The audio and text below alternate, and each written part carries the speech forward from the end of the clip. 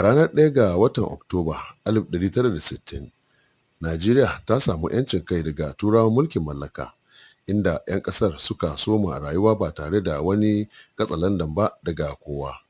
Ga tuta, tambarin ƙasa da kuma taken Najeriya wanda ke jaddada 'yancin da suka samu.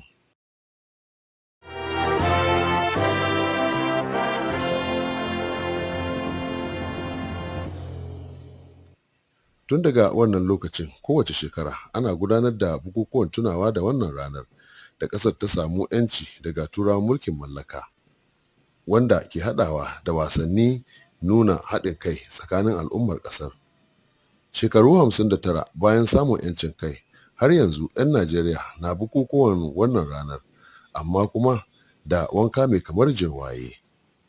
A inda wasu ke cewa babu wani abun murna na tuna wannan ranar, ganin irin matsalolin da suka addabi ƙasar da ma al'ummarta. Wasu ko cewa suke yi shekaru 59 na 'yancin kai tabbas abin murna ne, ganin an samu nasarori a fanni daban-daban. Idan ake la'akari da halin da tarayyar Najeriya take ciki, kamata a ce a zauna ana zaman makoki, zaman ta'aziyya ga halin da ƙasar take ciki. Saboda idan kai la'akari da abubuwan da ke faruwa, misali yawan 'yan masu sata mutane, masu garkuwa da jama'a, 'yan ta'adda waɗanda ake an fara tun daga arewa maso gabacin Najeriya, ga shau ya dangano har ga zuwa arewa maso yammacin Najeriya, har ma ya zo a jiha ta ƙarshe wato jihar Kebbi kenan. Tattalin arziki da farashin abinci ya karu, ya tashi. Ɗan ƙaramin batun nan da kake siya a naira 30 yau a naira 60 kake sayan shi. Shinkafa ta tashi, harkokin sufuri sun tashi, abubuwa dai su yi ɗan Najeriya yawa. Sannan magidanta suna fama da matsaloli na tattalin arziki. A dace idan ka dubi jihar Kebbi tana dan samun awa 24 na hasken wutar lantarki, wanda abun moriya ne, amma yanzu an koma awa 6 wasu. Alhamdulillah, zamu ma Allah godiya. 29 years, shekara 59 muna dunkulalliyar ƙasa. Wannan abin alfahari ne kuma abin ci gaba ne, yadda ƙasar nan ta taso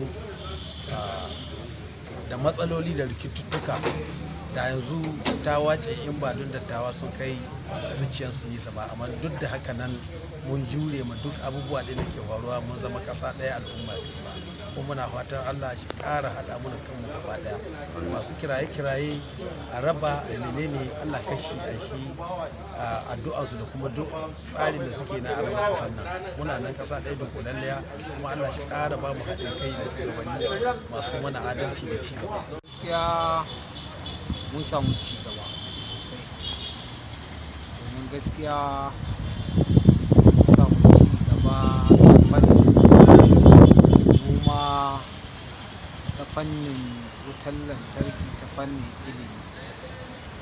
Amma duk da haka gaskiya muna ƙara nema, kuma muna ƙara godiya ga Allah da yadda muka samu wanga ci gaba. Haka kuma muna ƙara neman ci gaba fiye da haka, yadda Allah ya kaddara mun ka samu shugaba mai kwazo, shugaban ƙasa mai kwazo, kuma mun ka samu gwamna mai kwazo, shugaban ƙasa Muhammadu Buhari da gwamna Sanata Atiku Bagudu. Gaskiya muna fatar mu ƙara samun ci gaba fiye da haka. Kasan yanzu ne zan fada na bangan abin da za mun samu a ƙasa, da za mu ce to gashi mun samu nasara. To gashi yanzu in ka duba area of education, ai ba komai.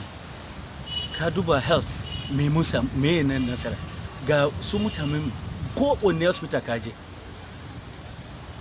an ce za su ce free health, amma ka je hospital yanzu sai ka biya kudin kafin a baka card. Government hospital ba, kuma gashi babu magani, sai ka biya kudi ma akan magani.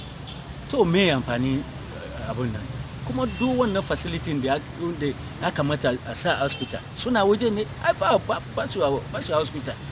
To kuma ga education, ga makaranta mu, za ka je wani makaranta kujeran da su yara su sona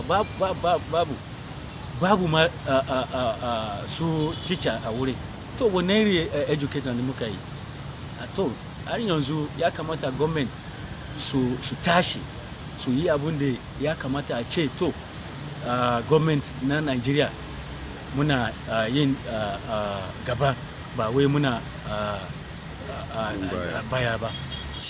Duk da yake 'yan Najeriya na murnar wannan ranar, abin tambaya a nan shine shin kwalliya ta biya kuɗin sabulu? Hamza Galadi Mazuru, labaran Liberty daga birnin Kebbi.